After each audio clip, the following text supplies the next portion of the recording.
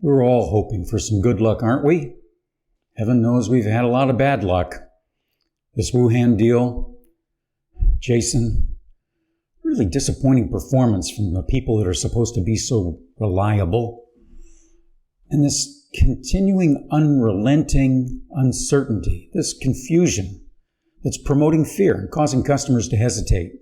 I read that several really strong, good businesses in New York City are down 53% as customers hesitate. Well, I'm hoping for some good luck. I'm longing for momentum to shift, opportunity to knock, maybe a big deal to break, some karma to kick in. There's no harm in that, right?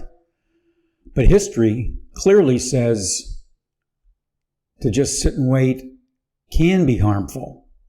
History clearly says, careful, don't just wait and sit on your hands.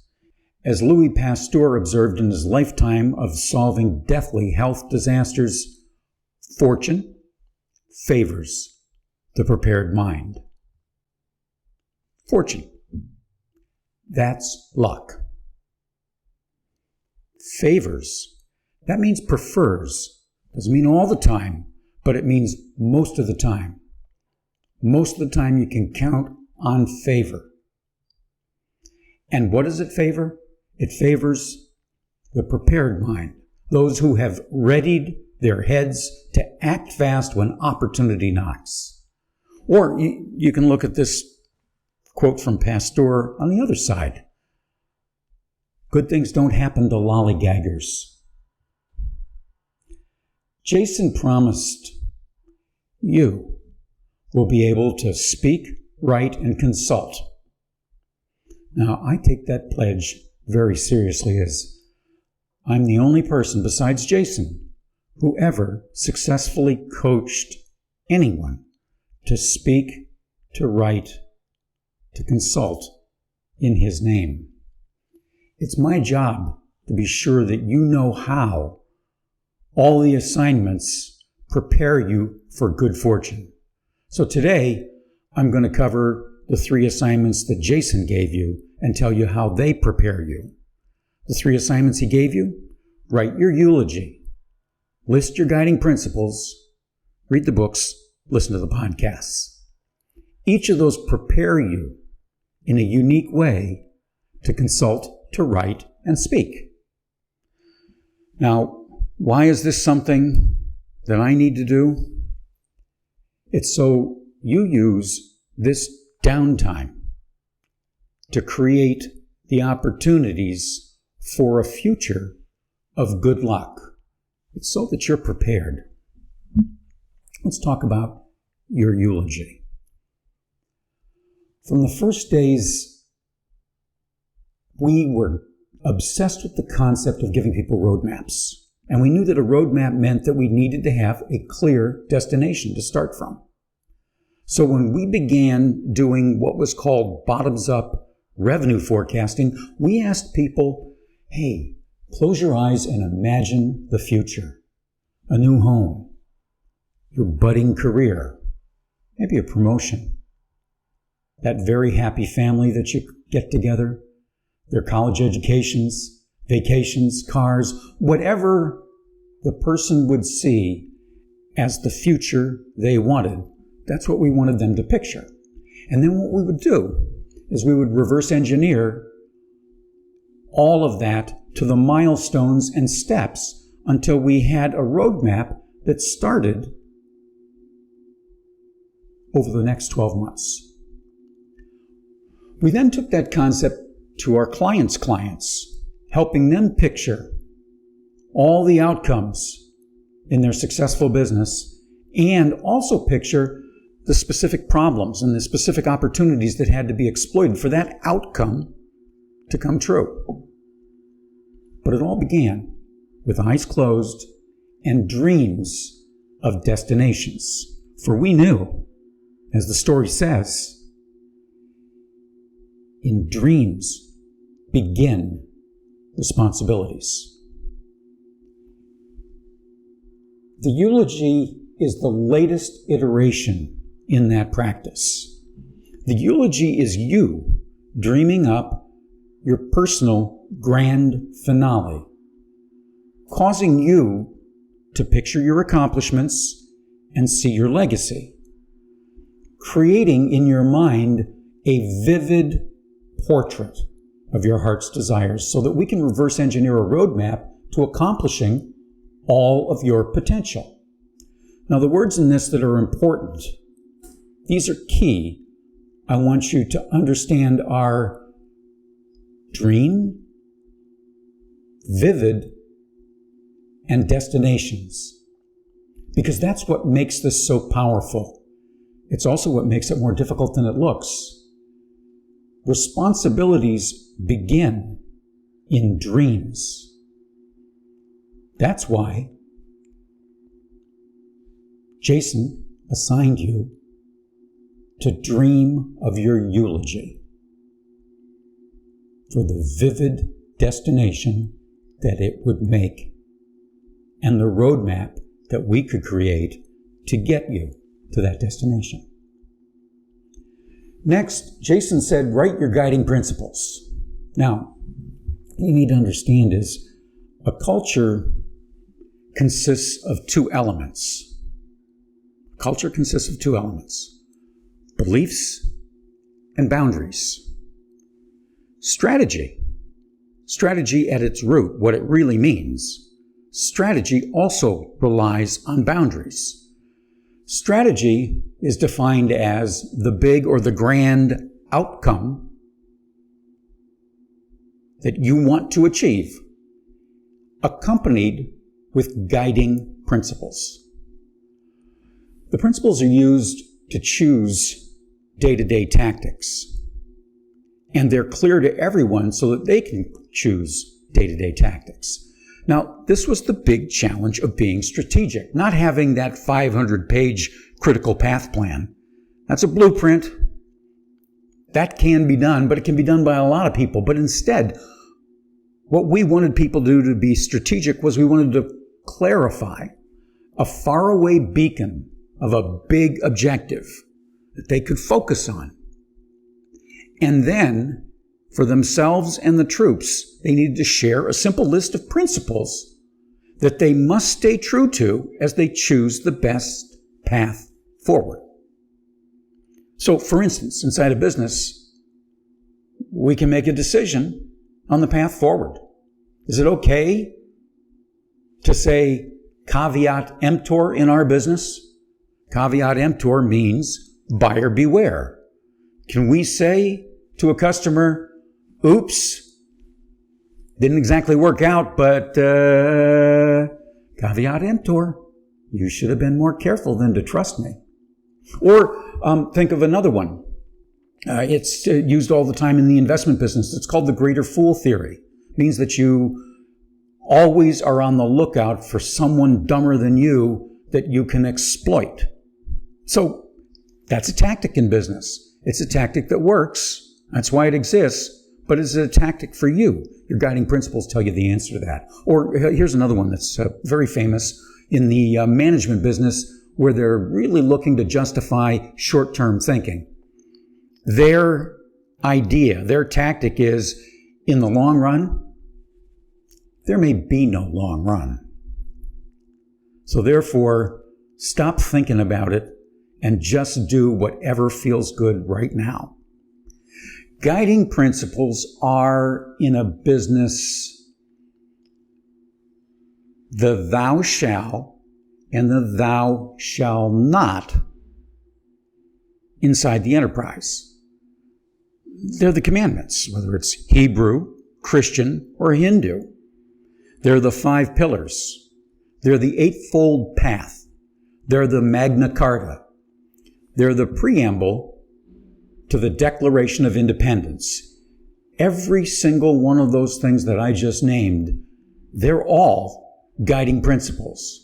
Guiding principles give us predictability for the front lines, and they allow for immediate action, reducing hesitation at the front lines among those who are expected to follow through fast. Guiding principles are also a clear and a present boundary for leadership. And They can serve as a really useful template for 360-degree performance feedback. You see, anybody, instead of saying something like, my boss is fine, my boss is good, my boss is this, his boss's boss, her boss's boss. No. Instead, they can say, the 4 things that we have as guiding principles. Number 1, she's killing it. I mean, it's really, she's just so good at that, and I really appreciate it. Number 3, not so much. Pretty clear. Where does the work need to be? Where does the effort need to be? We know all of that when we publish the guiding principles. And as you found out already, you can ask Lawrence Brock about his experience with it. It's hard because you have to choose amongst many guiding principles to the core, to the simple group, to the 4, the 5, the 6, maybe 7. I don't know that I'd go as far as 10, but you could. But that's a long list for people to remember. 4, 5, 6, 7. It's hard to choose because when you choose, you're choosing what not to pay attention to. That always makes you feel like you're at risk. But harder than the choice is the stick-to-itiveness. It's sticking to your guiding principles. And that is where the real problem in business has occurred. Because you see, strategy without guiding principles are the root cause, the reason why companies are forever tactical and slow. As you remember Jason telling the story of being in the airport, meeting with the very famous Silicon Valley CEO who said, "You're that strategy guy, right? Let me ask you this. My big concern is we start every year off strategic and we are quickly tactical." What was the problem? What was the problem? The problem was they had guiding principles, but they didn't. Let's not be obsessed with them. Let's not stick to them all the time. When they fit, they fit. They don't. And there he was. Once he understood that, he realized that it would be far better to just sell the company, which is what they did, rather than fix that, because it's just so hard. So hard to choose, hard to follow through on, but your guiding principles are the foundation of a culture, the foundation of being strategic. Number 3, Jason said, read the books, listen to the podcasts. Now why? How does that prepare you for good fortune? Well, remember we talked earlier about 3 levels of trust, and the second one being predictive trust? Well, predictive trust is what we're looking for here with your attention to all the chapters and all the books and the podcasts that Jason recorded. Predictive trust demands consistency, and consistency can only come when you're familiar with every nook and cranny of what's been done before you. So first of all, we are reviewing it all so that we can have and engender predictive trust. Second, the books, the podcasts. This is our brand. This is who we are. And brands are not trademarks. Brands are trust marks. Brands quickly and clearly communicate consistency and predictability. That's why people go to brands, because I can trust them for an experience that I anticipate. I can trust them to deliver. That's the second reason that we're doing it. This is the epitome. This is our brand, and you need to have it deep inside you. If you're going to read, if you're going to write, if you're going to speak, if you're going to consult. And the third reason to read and to listen is so that you can see something very important. It's the learning curve that we traveled down. Because if you can see the learning curve, you can imagine the trajectory of that learning curve. you can begin to plot next steps, new steps, the second act, additions that we hadn't dreamed of yet, and even, and it's needed, course corrections. All that gets done when you can see the learning curve of the thoughts that are the brand, that are the elements, that are the solutions, that are the things that you're here and coming to Tiburon to learn. Now remember, in these, every paragraph was put through the grinder. Every phrase was tested for goodness of fit, its potential for scaling, and the ability to be systematized. Most importantly, every phrase was tested to make sure it was sexy. Sorry, Scott, we talked about this. To make sure it was magnetic. We can't all be model sexy, but we can all be attractive.